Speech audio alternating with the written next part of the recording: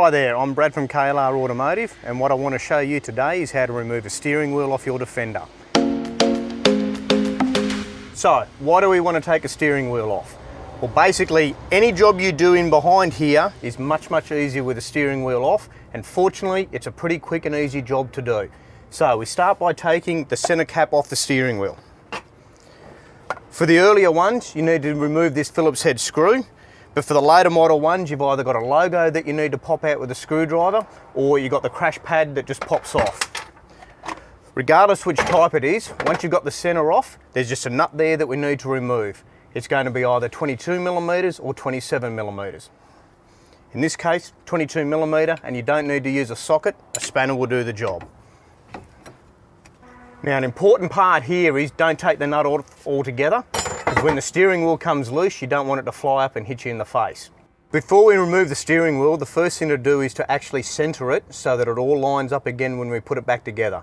The easiest way to do that is to line up the top of the steering wheel here with the top of the steering column shroud there. Once you've got it lined up, now is the time to get physical. You need to brace your feet down on either side of the firewall, get your bum up in the back of the seat, and then you start applying a rocking motion from side to side. After a couple of goes, you'll feel the steering wheel start to come loose, and up it comes. Once it moves up, you can take the nut off, and then the steering wheel itself comes off.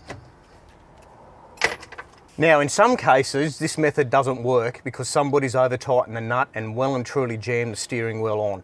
If that's the case, you've got no choice but to use a steering wheel puller like this. The most important thing to remember with these pullers, these threaded holes in the steering wheel here are 1/4 UNF. A lot of people think because the rest of the vehicle is metric that these holes are M6. They are not. It is a 1/4 UNF thread, and it's crucial that you use a 1/4 UNF bolt, otherwise you will tear the thread out of the steering wheel, and that makes it very difficult to remove the steering wheel again. Now, as you can see, this opens up access for anything you want to do here. Replacing dash globes, replacing the speedo cable, putting a new ignition switch in, replacing the indicator stalk, you name it, it's all easier without that steering wheel there. In fact, it's our standard operating procedure in our workshop to remove the steering wheel first when we're going to do anything in here at all. Now, refitting.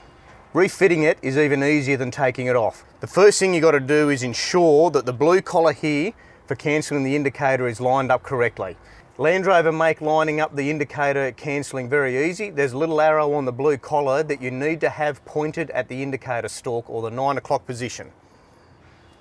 And from there, you need to check that the prongs on the back of the steering wheel aren't damaged and they're lined up in the 12 o'clock and 6 o'clock position. And then it's a simple matter of just putting the steering wheel back on, feeling for the splines to line up, and you push it home. And once you feel it seated, it's a simple matter of putting the nut back on and you just nip that up. No movement, the center cover goes back on, and that's it, job done. So that's pretty much it. There's two things you need to remember though. Don't over tighten that nut because it'll make it harder next time. And secondly, this method will apply to pretty much any steering wheel that you want to pull off.